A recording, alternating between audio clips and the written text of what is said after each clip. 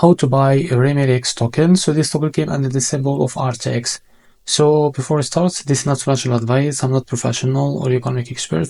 So before investing in any project that you find on my channel, please do your own research.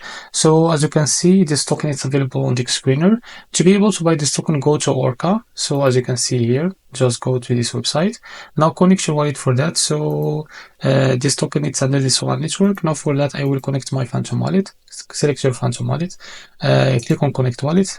Now, after you connect your wallet to Orca, what you need to do, go back to the screener and copy the token address from here. So click here on Orca and select this all. Before that, select the network as a Solana here.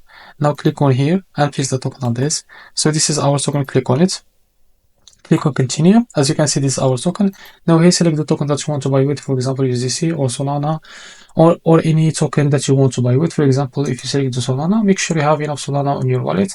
Now here, type how much you want to buy.